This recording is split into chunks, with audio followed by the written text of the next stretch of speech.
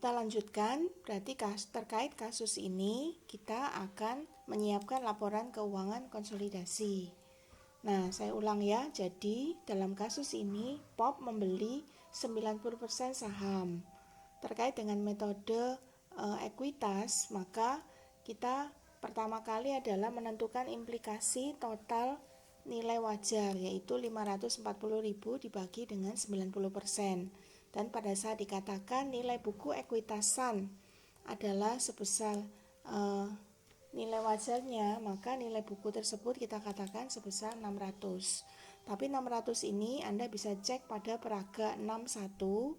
61 adalah pada halaman 210, kemudian dilanjutkan pada eksibit 61 halaman 211.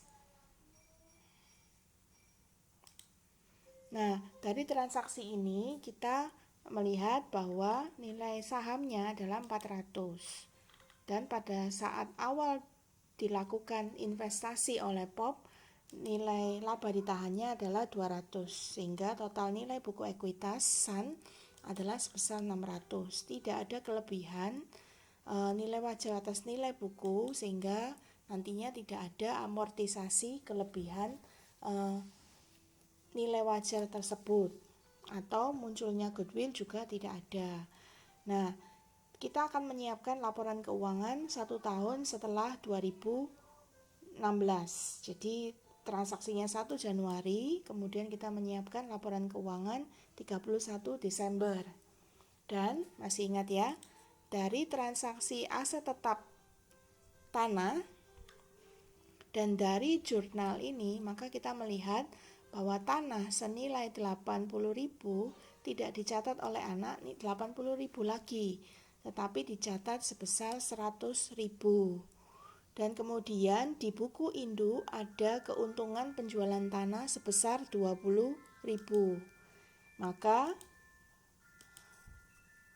kita melihat transaksi ini sudah tercatat pada tahun 2016 oleh POP dan oleh SAN. Akan tetapi ingat bahwa soal ini mengasumsikan SAN tidak memiliki aset yang lain, hanya ada satu aset yang dibelinya dari POP. Nah, dari dua transaksi ini maka kita sudah tahu bagaimana membuat jurnal eliminasi terkait transaksi tersebut, yaitu atas keuntungan penjualan tanah dari pihak internal atau dari anaknya sendiri, maka kita perlu melakukan eliminasi karena sifatnya belum direalisasi sepanjang tanah itu masih dimiliki oleh pihak anak. Nah, sehingga jurnal eliminasi yang dibuat adalah keuntungan penjualan tanah dihapus. Keuntungan yang semula dikredit akan kita hapus, kita debit. Kemudian tanah yang harusnya nilainya awalnya kan 80, tapi karena dijual dengan mengambil untung oleh POP, maka kita harus menghapus atau mengembalikan nilai tanah tersebut ke nilai awalnya, yaitu sebesar 80.000, sehingga kita kurangi 20.000. Nah, jadi demikian tambahan untuk jurnal eliminasi terkait transaksi aset tetap tanah. Selanjutnya kita akan kembali ke teknik konsolidasi pada bab 4, yaitu berdasarkan informasi laba dari SAN pada tahun 2016 sebesar 140.000, maka kita POP dikatakan jika menerapkan metode ekuitas maka dia akan mencatat laba dari SAN sebesar 106.000. Nah, 106.000 ini dari mana? 106.000 yaitu dari 140.000 kemudian dikalikan dengan 90%, hasilnya kan 126. Tapi menjadi 106.000 karena harus dikurangi dengan laba yang tidak boleh diakuinya, yaitu sebesar 20.000. Ya, jadi prinsipnya sama seperti laba belum direalisasi atas aset persediaan. Jika laba tersebut tidak boleh diakui, maka menurut metode ekuitas laba tersebut harus ditangguhkan dengan cara menguranginya pada laba investasi. Sehingga laba dari Sun hanya dicatat sebesar 106.000. Nah, dari ini kita tahu bahwa kita akan membuat jurnal berikutnya, yaitu laba 106. Dalam rangka menyiapkan konsolidasi, kita akan hapus, jadi laba 106. Kita tandingkan dengan dividen, tetapi dalam kasus kita di peraga 61 tidak ada dividen, sehingga langsung kita kredit ke investasi.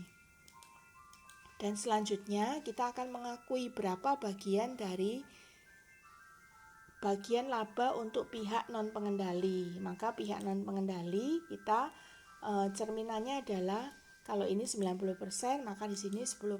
Maka kita akan hitung dari 140 dikali 10% saja, selesai. 14.000. Tidak perlu kita kurangi dengan efek laba belum direalisasi, karena berdasarkan yang sudah kita baca pada bagian sebelumnya, tidak ada efek laba belum direalisasi jika transaksi tersebut termasuk kategori downstream sales. Sehingga untuk mengakui bagian laba untuk pihak non pengendali, kita tinggal debit bagian laba untuk non pengendali 14, lalu kita tandingkan ke hak non pengendali 14. Dan pada akhirnya jurnal teknik konsolidasi yang berikutnya adalah kita menghapus laba ditahan dan modal saham Sun pada awal tahun, yaitu 400.000, laba ditahan awal tahun 200.000. Lalu kita akan hapus 90% dengan mengkredit investasi. Jadi ini sama aja dengan 90% dikali dengan laba ditahan ditambah modal saham, dan tidak ada kelebihan ya, jadi langsung 540. Demikian juga dengan hak non pengendali, kita akan dapatkan hak non pengendali awal tahun sebesar 60.000 yang kita hitung dari 10% kali 200.000 ditambah 400.000. Nah, dari jurnal eliminasi yang sudah Anda buat, Anda masukkan ke kolom debit dan kolom kredit kertas kerja konsolidasi Anda, maka Anda akan mendapatkan berapa nilai penjualan konsolidasi dan nilai akun-akun lain terkait laporan keuangan konsolidasi.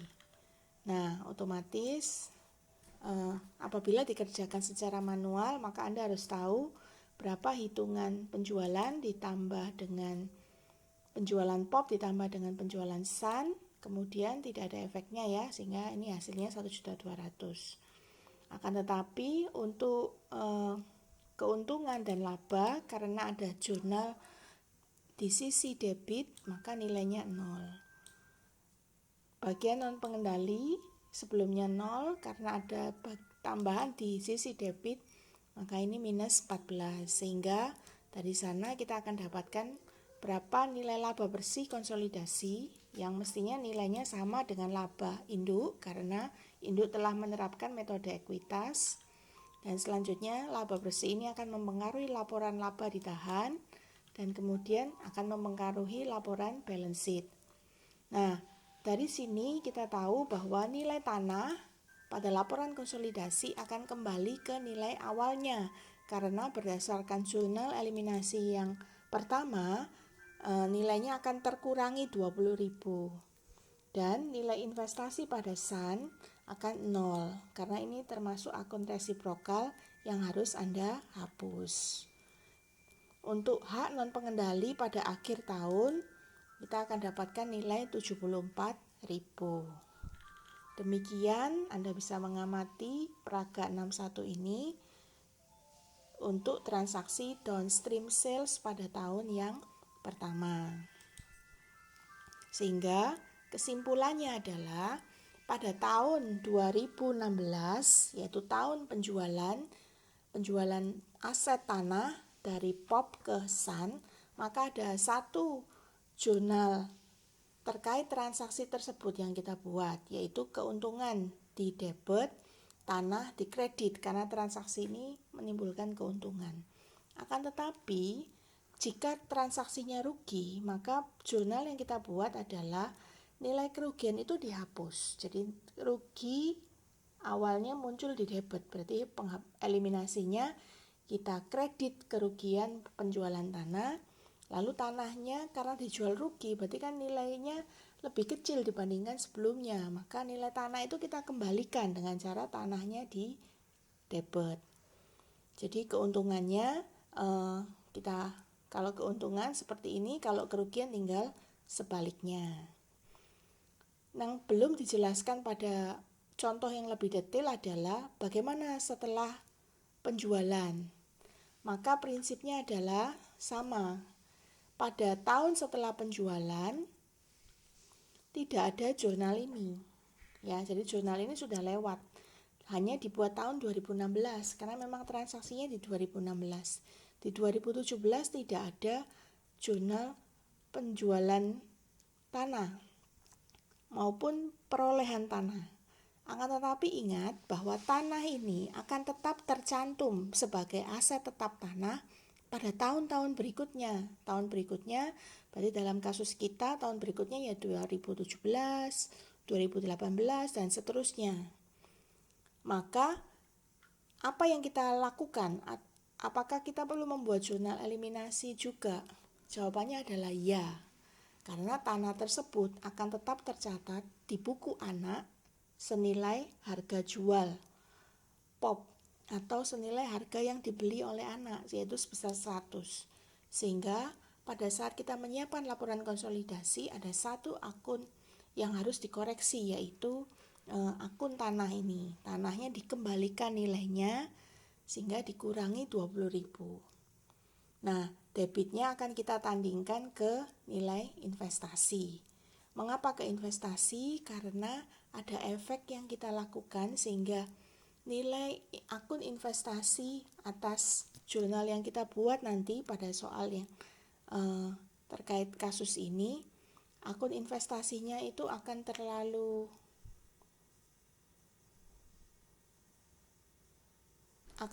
akan dikurangi terlalu banyak sehingga kita perlu lakukan koreksi. Atau lebih sederhananya langsung saja, jadi koreksinya akan kita debitkan ke investasi kreditnya tanah. Bagaimana jika tanah tersebut dijual rugi? Ya, berarti kita tinggal membuat jurnal, tanahnya dikoreksi, dinaikkan nilainya jadi debitnya tanah, kreditnya investasi. Dan bagaimana jika pada akhirnya tanah itu dijual pada pihak luar? Katakanlah pada tahun 2020. Maka keuntungan yang dulu kita hapus di laporan keuangan tahun 2016, maka keuntungan ini kita realisasikan. Jadi kita kredit keuntungan karena keuntungannya kita tambahkan sebesar 20.000, lalu kita pasangkan dengan akun investasi.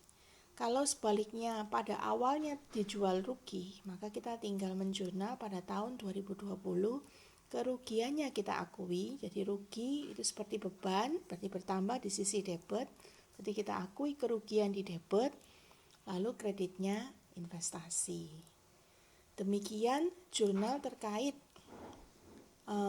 penyusunan laporan keuangan konsolidasi yang melibatkan transaksi aset tetap.